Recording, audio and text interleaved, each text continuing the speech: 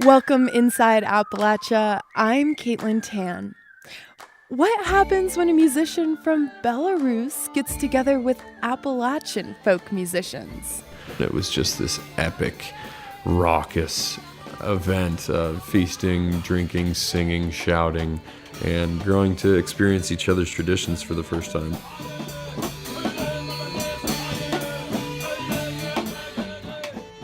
And we'll talk with Affrilachian writer Crystal Wilkinson, Kentucky's Poet Laureate. She has a new book called Perfect Black. A rural blackness and Appalachian blackness can also be a perfect blackness. You'll hear these stories and more this week inside Appalachia.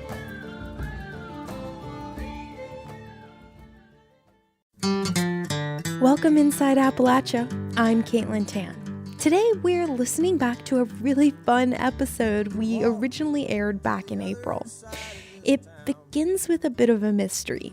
I had gotten a package in the mail from our reporter Zach Harold. He asked me not to open it up until we were recording. Go ahead and crack the seal. Open it up there. Okay. The heck? What is this?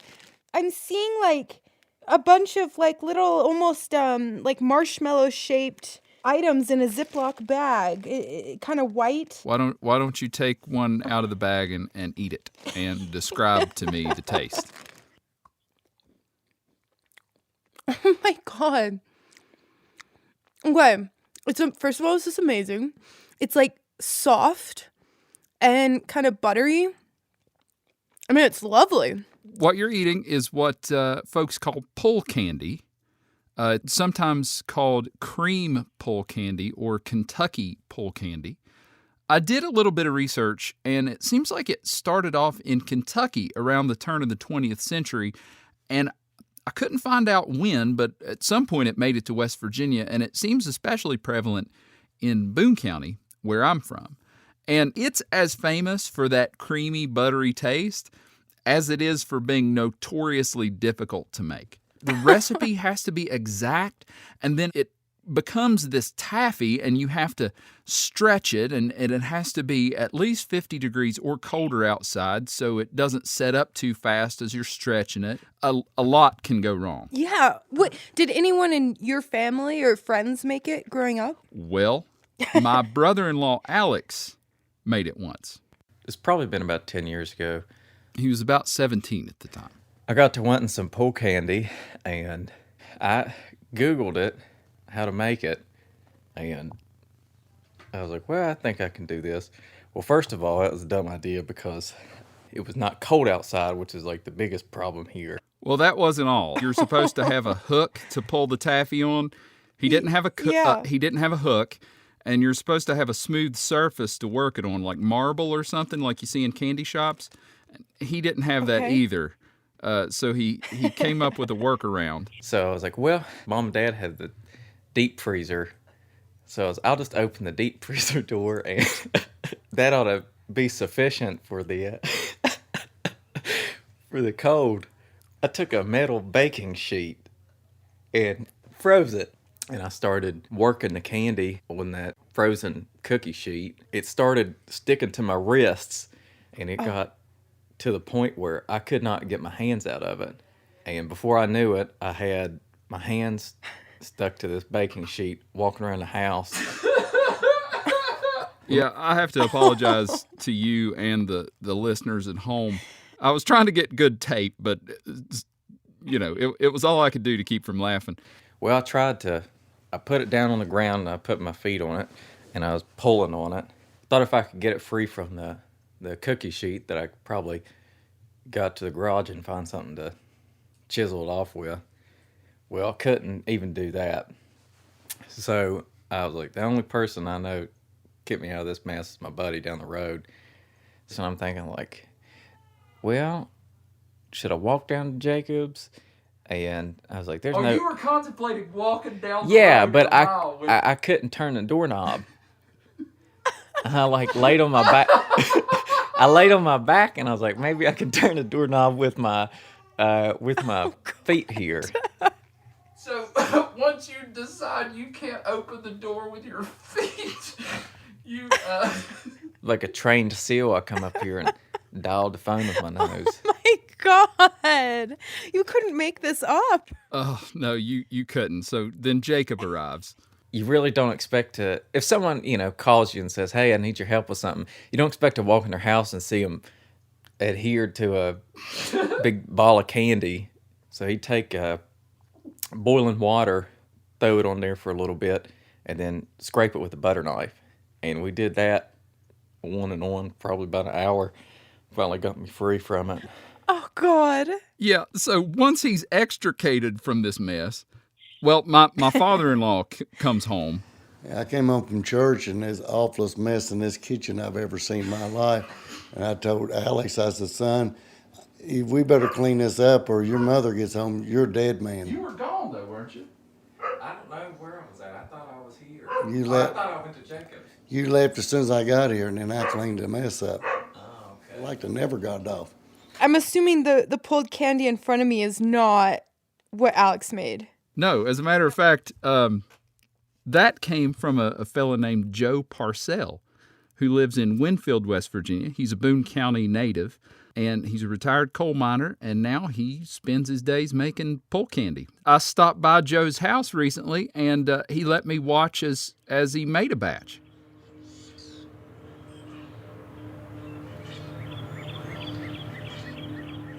When I showed up at Joe Parcell's house on a sunny Saturday morning in March, I found him in his backyard, fishing.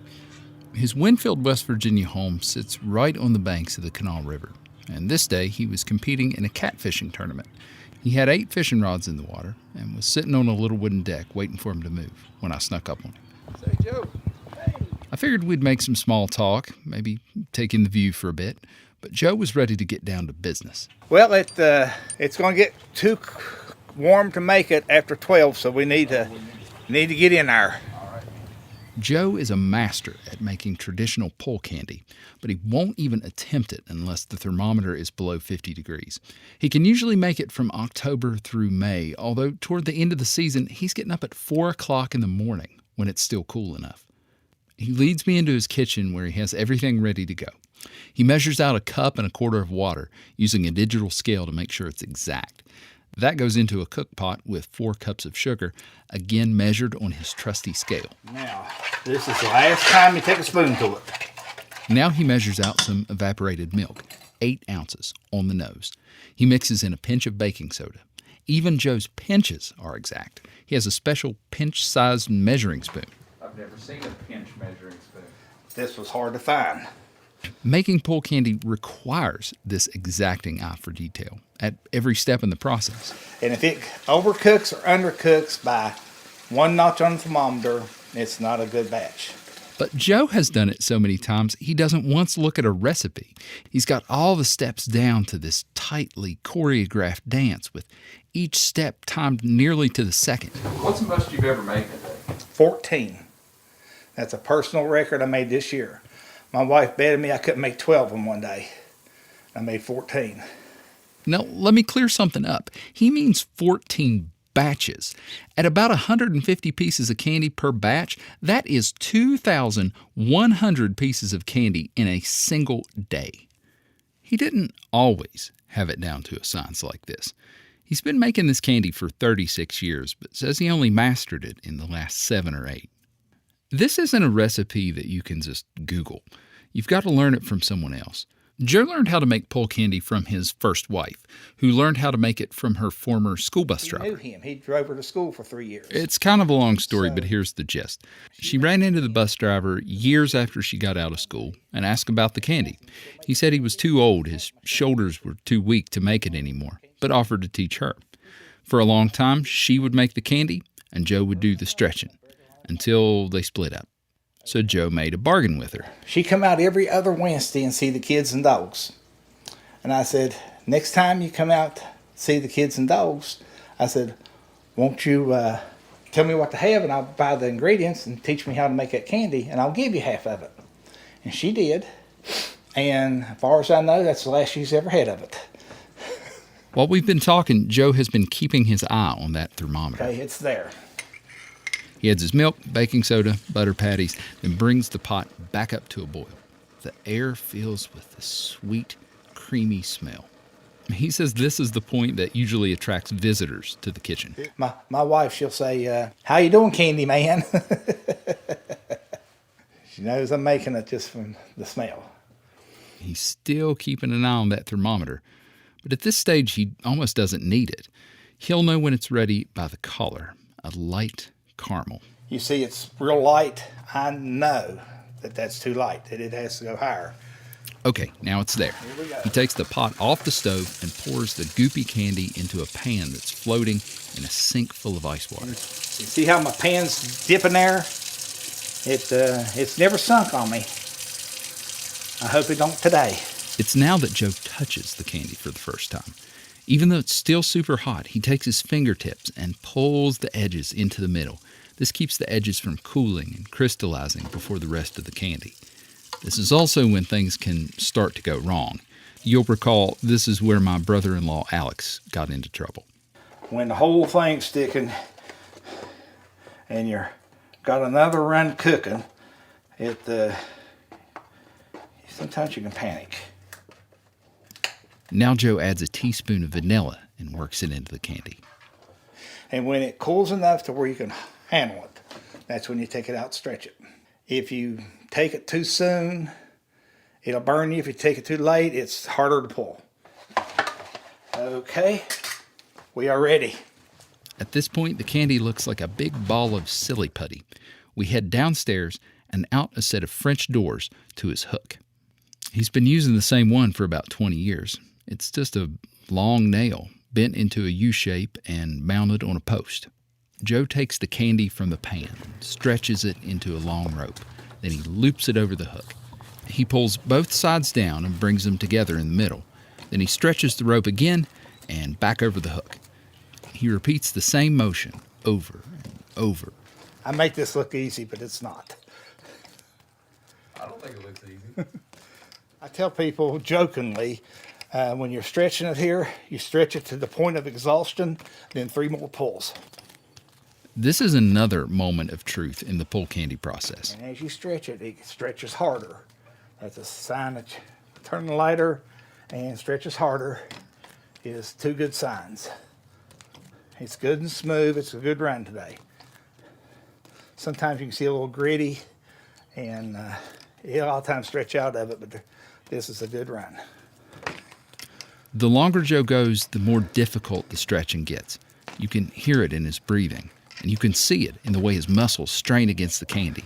I was doing so fast the other day, my smartwatch asked me, was I in a pool swimming?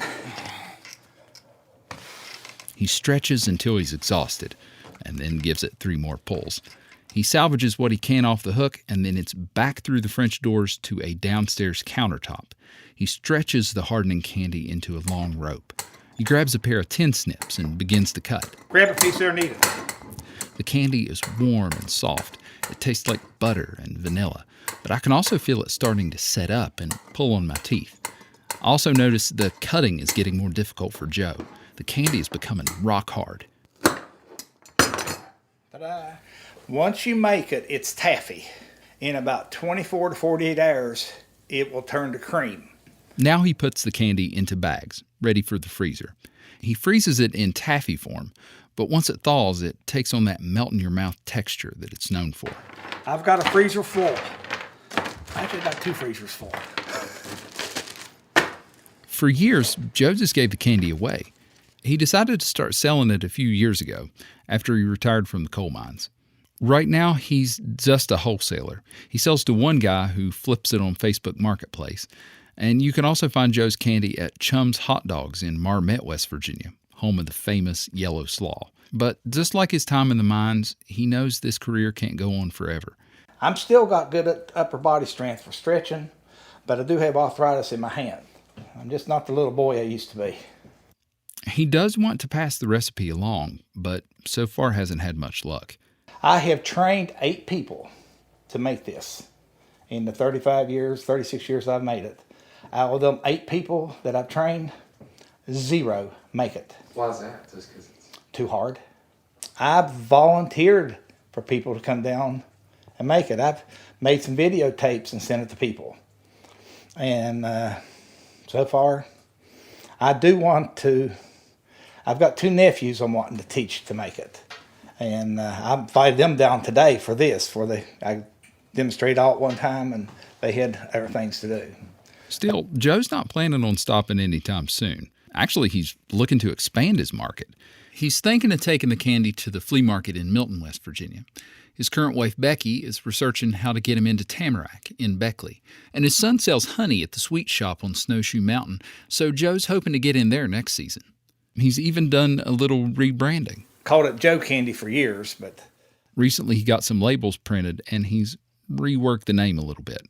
Parcells Old Fashioned Polly Candy is my official name of it. Thought maybe that's just a little more catchy. But you know what they say. Joe Candy, by any other name, tastes just as sweet. For Inside Appalachia, I'm Zach Harold in Winfield, West Virginia. Who can take a sunrise, sprinkle it with dew, cover it in chocolate and a miracle or two? The Candyman. Zach's story is a part of our Inside Appalachia Folkways reporting project. You can find more from our Folkways reporters on our website, wvpublic.org. Who can take a rainbow, wrap it in a sigh, soak it in the sun and make a strawberry lemon pie? The Candyman? The Candyman. The Candyman can. Kentucky has a new poet laureate. Crystal Wilkinson is the first Black woman to have this title in the state.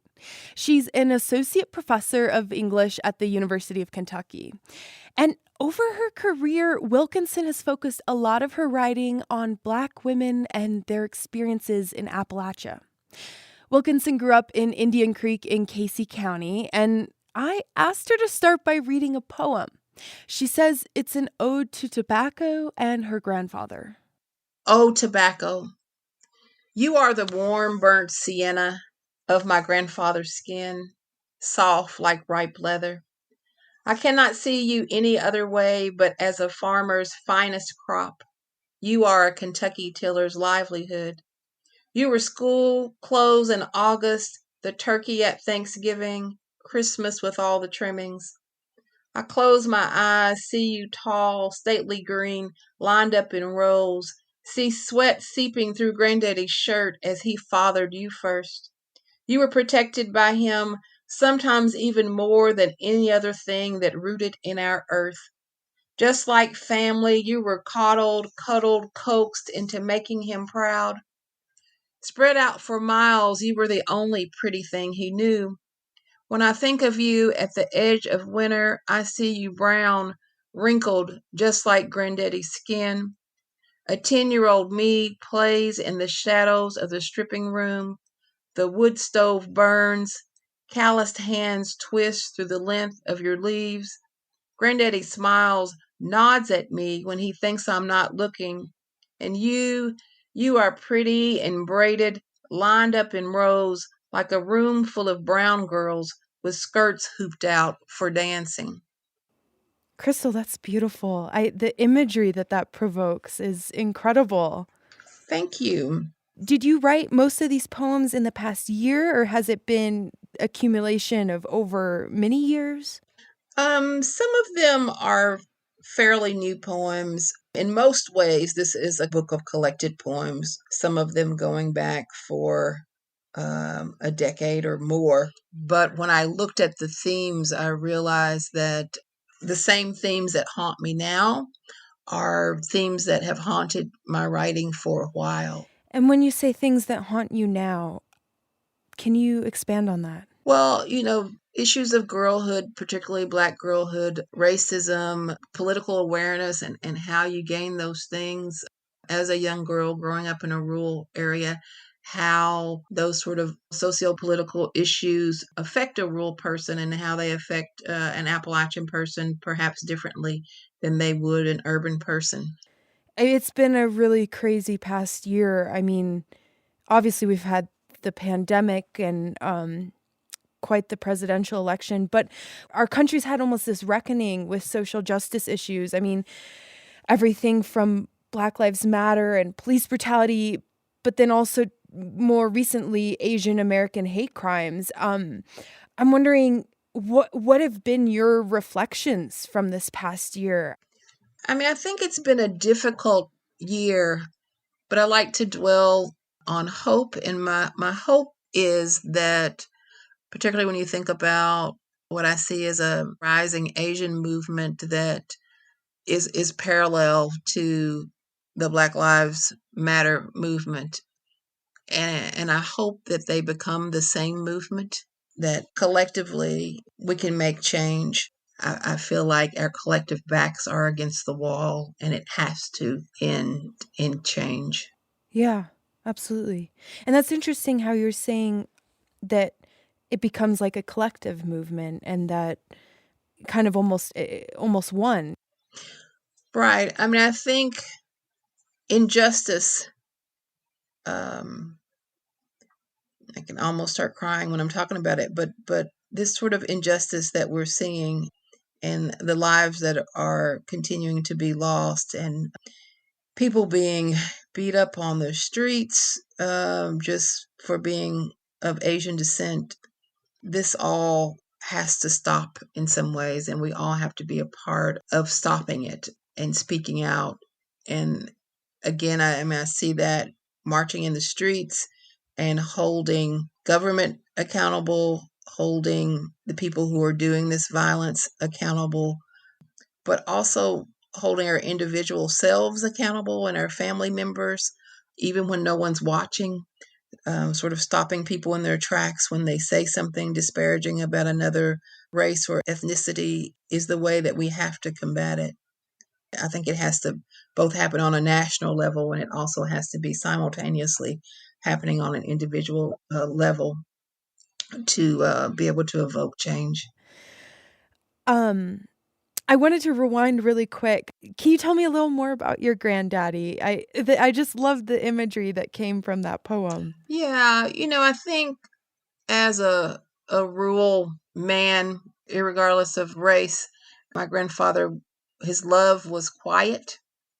He was really concerned about providing for his family. We all knew that he loved us, but his main thing was the crops and the making sure that his daily chores were done.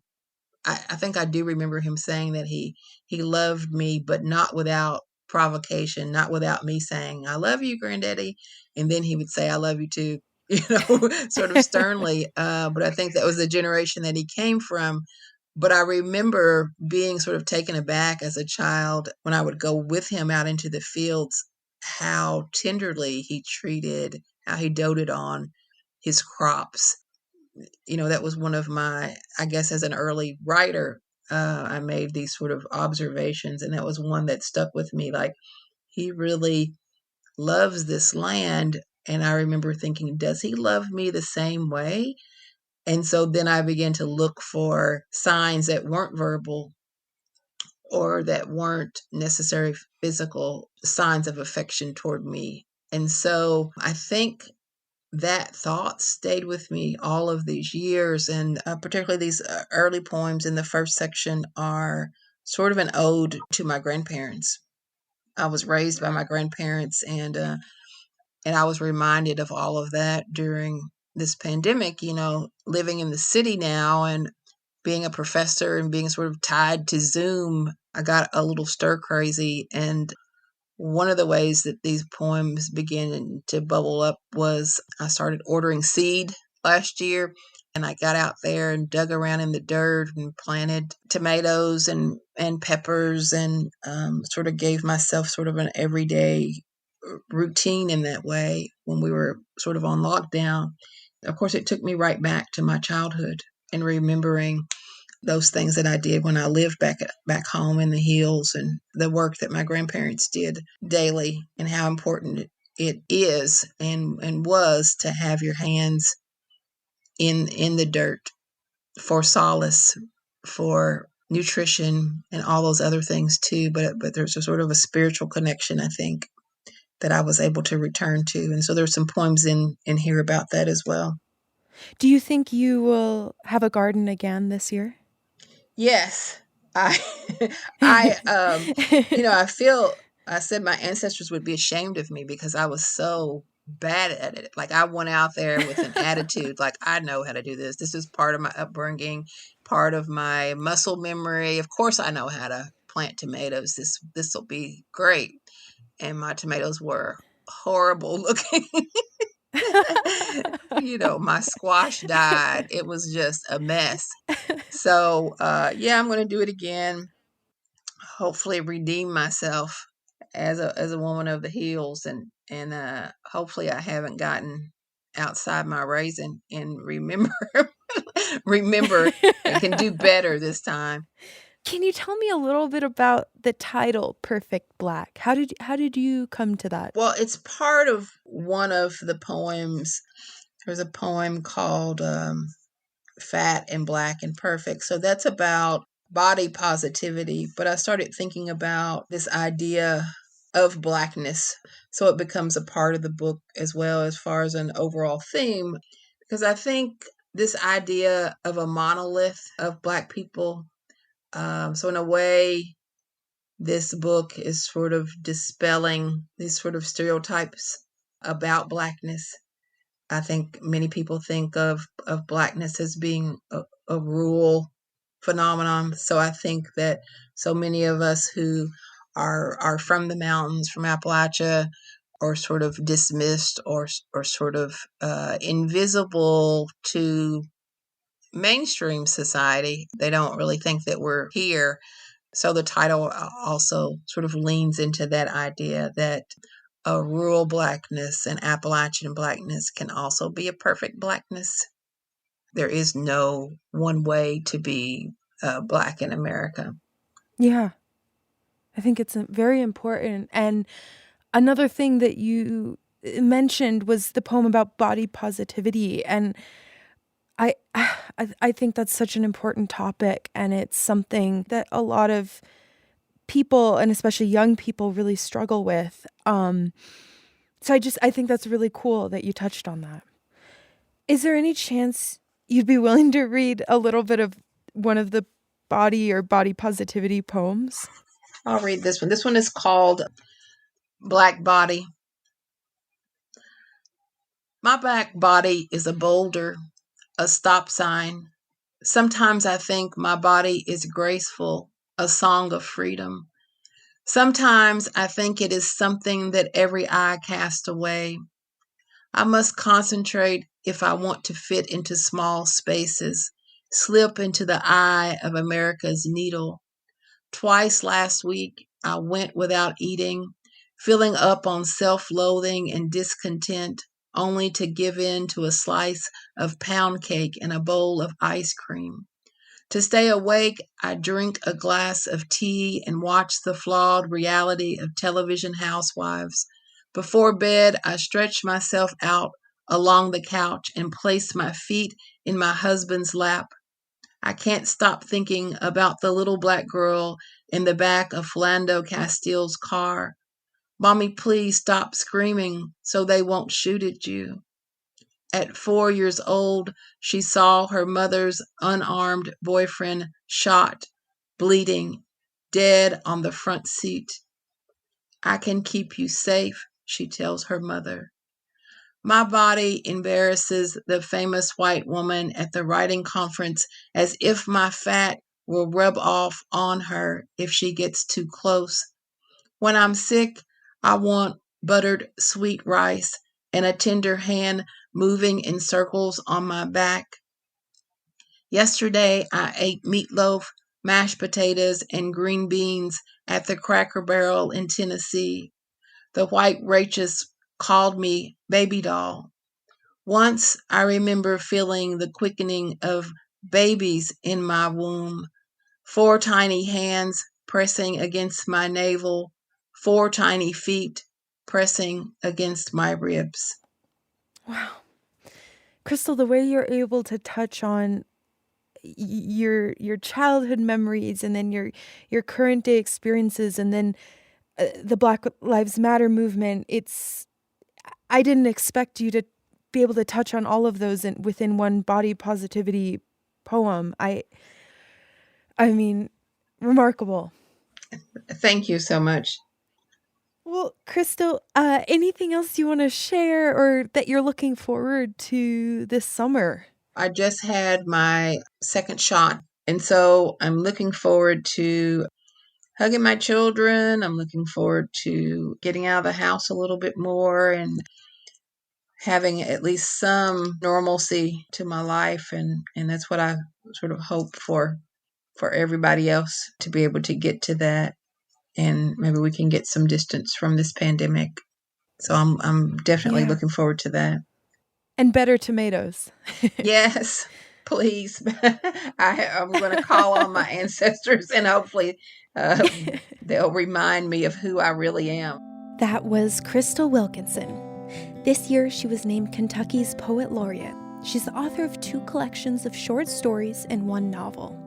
Her first collection of poems, Perfect Black, was released this month.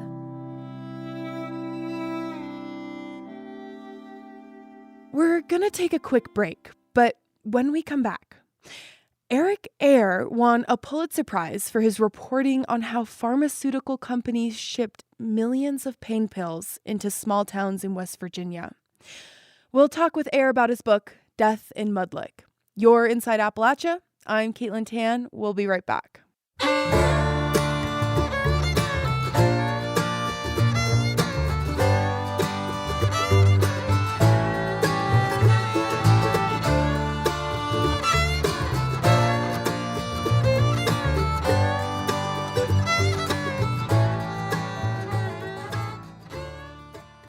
Support for Inside Appalachia is provided by Concord University in Athens, West Virginia. With career-focused liberal arts education in more than 80 degrees and programs to pursue various career options, not just a single job. More at concord.edu. Before the COVID-19 pandemic, substance use disorder was one of the biggest public health crises in our country. And it still is. The isolation that came with the pandemic may have made things worse, but many believe that actions by pharmaceutical companies created the problem. Reporter Eric Eyre won the Pulitzer Prize for his reporting into the issue. He compiled his reporting into a book called Death in Mud Lick, a coal country fight against the drug companies that delivered the opioid epidemic. It's now available in paperback, but last March, Eyre spoke with West Virginia Public Broadcasting's Eric Douglas about his reporting and the future of the epidemic's impact here in Appalachia. You won a Pulitzer Prize for your work investigating, and you've written. I'm sure there's some way to find out how many stories you've written, but I doubt you even know how many exact individual stories you've written. How did it all start for you? Basically, it started with me because I was covering the State House and the legislature, and one of my duties was to cover the Attorney General's office and the Attorney General's race. And Patrick Morrissey won the race, and then we got a tip that his wife worked for one of these distributors that distributes opioids and other drugs called Cardinal Health, and that she was the biggest lobbyist for Cardinal Health. And then we found out that Cardinal Health had donated to Patrick Morrissey's, had helped donate for his inaugural party. Mm-hmm. And it kind of just snowballed from there, but it started with just, on the ground beat reporting in the State House. Was there any point that you ever just wanted to quit, that you figured this isn't going to go any further and I'm never going to be able to get the numbers I need or the information I need? I mean, you always have those moments, but you just keep reporting the hell out of the story. I was under a lot of pressure at one point while we were pursuing all this. Patrick Morrissey filed or launched an investigation of my employer, the Gazette Mail at the time. He subpoenaed all of our financial records. He subpoenaed our, this was in 2015 when we merged with the Mail after the Charleston Gazette and the Daily Mail. And he subpoenaed the financial personnel records. So that really took our owners and management aback. They're concerned about, this aggressive reporting, but at the end of the day, they let me continue, and we continued, and we won in the end. you quote Ned Chilton in the book, and several of the reviews, both the New Yorker and the New York Times, have mentioned Ned Chilton and his sustained outrage ethic. He very strongly believed in crusading journalism. I'm sure he would be pleased with your work, but can it be sustained? Can the Gazette Mail, other reporters pick up where you've left off? I think it's real tough. I mean, this environment has shown how tough it is on newspapers. We've laid off upwards of 3 people the week before last, and then another 2 the previous month, and more cuts are coming. This is not just the Gazette Mail. This is happening all over the country. Yeah. Is the public maintaining its level of sustained outrage over the opioid crisis or the other injustices? Are we paying attention? Well, I think the opioid crisis, and rightfully so, probably has taken a back seat, which is something I worry about. There's 3,000 plus cases that have been filed related to opioid manufacturers and distributors, with cities and counties trying to recoup some of their expenses and their losses that they've incurred because of the opioid crisis. But there was a conference call with investment bankers, and The Intercept reported that they were talking with the investment bankers about how they were going to leverage the coronavirus outbreak to duck and dodge the responsibility for the opioid crisis. You revealed in the book your diagnosis of Parkinson's disease.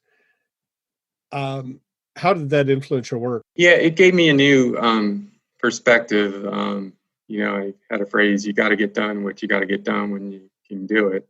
In terms of the impact for my work, it's my right hand has a tremor, so it's very difficult to type with my right hand. I need to get some software or something, some speech to text software, but I've been kind of stubborn about making that switch. So now I'm maneuvering everything with my left hand primarily. On the flip side, it's been a blessing in terms of meeting new friends. That's pretty much all of my questions. Is there anything else you'd like to add? A lot of these people who are in recovery, they really, really look forward to this group therapy model where they have 12 to 15 people. People that I've interviewed who are in recovery say that's the best part of the whole process, is getting together with groups of people. Now, I guess they can do it on Zoom or something, or telemedicine, but I don't think it's the same. But then again, in Eric, in these rural areas, there's 25% of people don't have high-speed broadband. They might not be able to do that. This isolation, more anxiety, more loneliness, I don't think that spells well for the future. For that's not a recipe for recovery from opioid use disorder. That's the exact opposite of it. And the opposite, they say the opposite of addiction is connection, and we're not getting much connection now.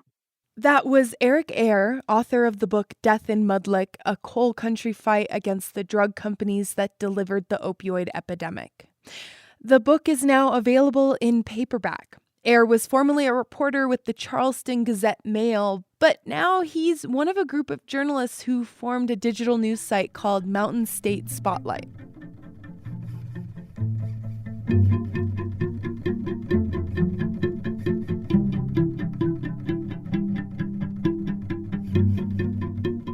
So last year, West Virginia's New River Gorge National River became the New River Gorge National Park.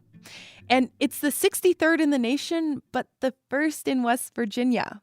And it's just a one-word change, but those who fought for the new designation say it could make all the difference for the local tourism economy. So reporter Duncan Slade looked at 2 other national parks, one of the youngest and one of the oldest, and he was hoping to find out what the future could look like for the New River Gorge. 3 years ago, the Indiana Dunes was in the exact same position as West Virginia's New River Gorge.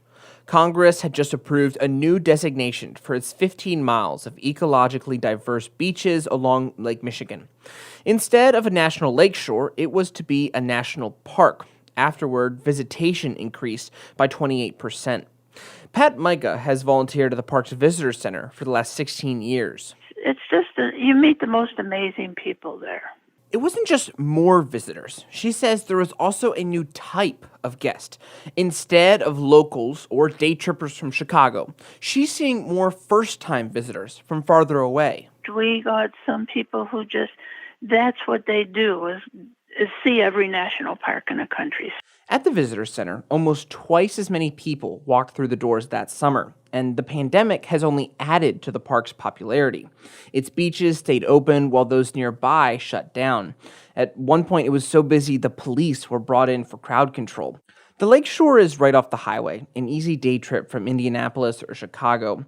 Lisa Woodrich owns a cafe in the nearby town of Chesterton. She says business is up, and the new visitors are staying longer, too. I think that now, with this being a destination, our customers are not just stopping here because they're getting gas and coffee. They're stopping here because they're staying here because it's a national park. She's lived here for 30 years and says there are some inconveniences to suddenly having a national park in your backyard. We got our RV and I tried to book a camping spot, and we couldn't get a spot for 3 months. Like, there was nothing. There was nothing. But overall, she says the positives of the name change far outweigh the negatives. I think it's always nice to be part of someone's vacation, but I think now we're part of people's bucket lists. While Indiana Dunes is still a young national park, the Great Smoky Mountains National Park has been a vacation destination for over 80 years. Dedicated in 1940, it's been the most visited national park every year since the end of World War II. A third of the U.S. population is within a day's drive, and several nearby towns form a sort of tourist mecca, home to Dollywood and many other attractions. Vicki King grew up in nearby Pigeon Forge. You know, like my grandparents were at the dedication when Franklin Roosevelt, we've got pictures from that dedication ceremony. She got her first job at Hee Haw Village, a roadside tourist attraction with a comedy show. And I was an usherette on Saturday nights because I was still in grade school. Since then, she's worked almost every kind of tourism job you can think of. Retail, a wedding chapel, and now vacation rentals. She remembers when the tourism economy wasn't enough to sustain her family year-round. When I was growing up and my mom worked in hospitality, she was laid off for 3 to 4 months during the winter and then brought back to work. But over the years, those seasonal jobs have become more secure. You don't really see layoffs anymore. It's almost a thing of the past, which is amazing. Park visitors pump over $1 billion into the area's economy each year. Leon Downey has been the tourism director in Pigeon Forge for 3 decades. He says the national park anchors the tourism industry. It's such a big deal that even his eye doctor has a stake in it. The first question he asked me is not how are your eyes, or you have any problem with your eyes. He said, Leon, what kind of a tourism season are we going to have this year? A successful season means more money for locals to spend on glasses. Right now, Leon says the relationship between the town and the national park is strong, but it took time to get there. Over the last 20 years, the park and nearby towns have worked together to promote the whole region. Our guests don't see us usually individually as Pigeon Forge or Gatlinburg or Sevierville. When we asked them where they went on vacation, they went to the Smoky Mountains. Now, what does all this mean for West Virginia's new national park? The New River Gorge will likely see more visitors this summer and beyond. Many of them will be first-timers, curious about the new park. The crowds will more than likely mean extra wear and tear on the roads and trails. But if park infrastructure meets the demand, and if money is invested to promote the park, new visitors will become repeat visitors. The new name could spark a robust tourism economy, providing good jobs for the generations to come. In 20 years, instead of people saying, our family goes to the Smokies every summer, people could be saying, our family goes to the New River Gorge. For Inside Appalachia, I'm Duncan Slade. There are several Appalachian folk songs that have been used in protest, like this one by Florence Reese, a coal miner's wife. Well, which side are you on? Which side are you on? If you go to Harlan County, there is no neutral there. You'll either A new cross-continental connection between Slavic and Appalachian folk musicians has given the form a unique flavor. 100 Days in Appalachia's Chad Rich brings us a story about how Affrilachian was born, and how this musical collaboration lent its voice to an uprising halfway around the world from its roots in Athens, Ohio. Nadia Ilkovich was working toward her master's in communication at Ohio University in 2019. By chance, my friend Sergey, he was in Chicago, and I managed through Ohio University Fulbright to organize a concert. Ilkovich is referring to fellow Belarusian Serhii Dohashu. He's a traditional and folk musician and activist from the Eastern European country. Dohashu was showcasing his country's culture on a tour of the States. Sergey came to Athens and presented Belarusian traditional folk music and flutes and hurdy-gurdy and instruments and singing traditions.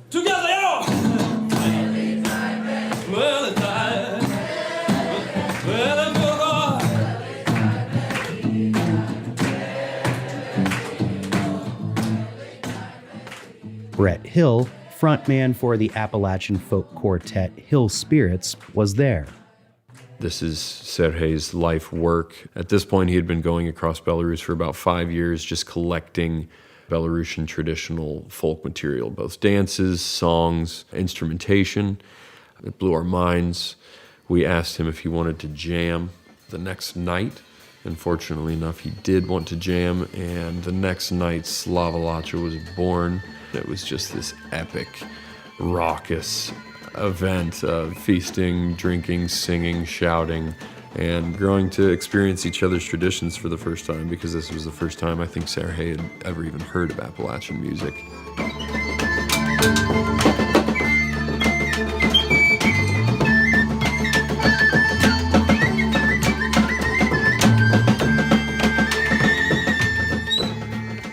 And they jammed for 7 hours in a row. And then someone said, Affrilachian. That was kind of collaboration that I wanted to continue. Ilkovich quickly added Ukrainian traditional musician Marichka Chichkova to the lineup. Ukraine and Belarus are 2 of the 13 Slavic countries. Slavs are Eastern European people who speak one of many Slavic languages. The etymology of Affrilachian comes from a combination of the words Slav and Appalachia. So I'm originally from Belarus. I want Belarusian music, traditional music, be much more popular. And then I spent a lot of time in Lviv, Ukraine. Ukrainian traditional music is thriving, and for me it was the example how traditional music should be developed. And then I spent 3 years in Appalachia, this also uncovered region, which also no one knows about Appalachian music. It's 3 places that people from all over the world have no idea. And I want to mix that. So in January 2020, 2 months before worldwide COVID-driven lockdowns, Hill and Hill Spirits bandmate Ben Stewart flew overseas to play music with the full Affrilachian lineup for the first time. They played in both Belarus and Ukraine. And they were just enamored with it, absolutely loved it. So there's this Georgian men's choir. Ben specifically was able to teach them some moonshine songs.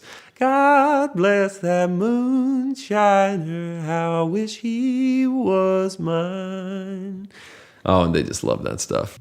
Hill says he witnessed Ukrainian music as a part of everyday culture there. And he also saw threats to traditional Belarusian music. That country has been under the thumb of Soviet-friendly dictator Alexander Lukashenko for over 2.5 decades. After the Americans returned home, the world started locking down. And in August, a revolution broke out in Belarus against what people believed was a rigged election by Lukashenko. Terrible situation there. That causes Affrilachian to need to band together and put out a resistance piece. Music as a form of resistance is deeply rooted in Appalachia, going back to the days of coal mining and company towns. We utilized a song that I have been singing since I was a little boy called Which Side Are You On?, which I learned from Pete Seeger. Which side are you on? Which side are you on? Which side are you on? They recorded each piece remotely and mixed the song by sending tracks back and forth through the internet. Ilkovich's husband is a filmmaker, and he edited a music video from footage of the musicians captured in all 3 countries, along with scenes of social unrest in Belarus. Despite an ongoing pandemic and the Belarusian Revolution, Hill says that he and his American bandmate will return to Eastern Europe in 2021 to continue to break ground with Affrilachian. This point of Affrilachian is for us to band together, make super dope music that has never been, as far as we can tell, really made before by the infusion of these 3 different traditions, and also help support each other's not only musical projects overseas, but help support each other's folk traditions into a bright and shining future.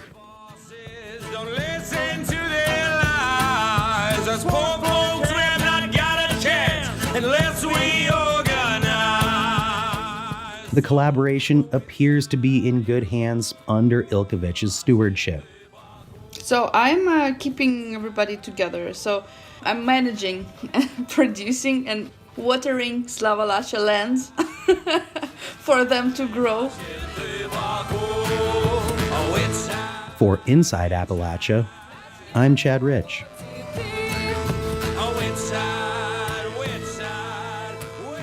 Chad's story comes to us from the online news site 100 Days in Appalachia. Read more at 100daysinappalachia.com.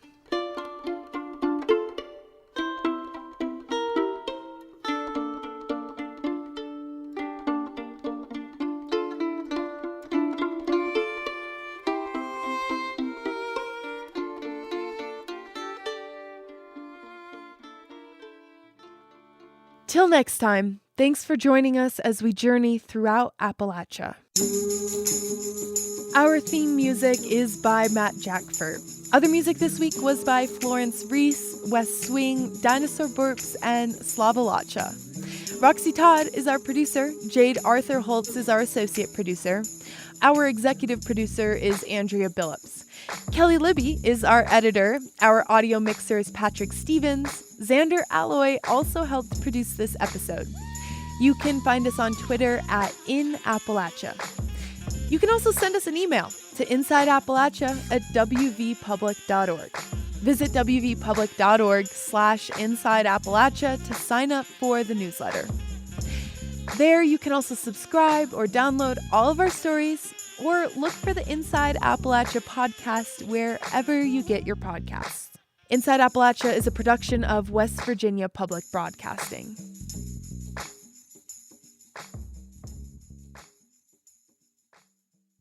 Support for Inside Appalachia is provided by Concord University in Athens, West Virginia, with career-focused liberal arts education in more than 80 degrees and programs to pursue various career options, not just a single job.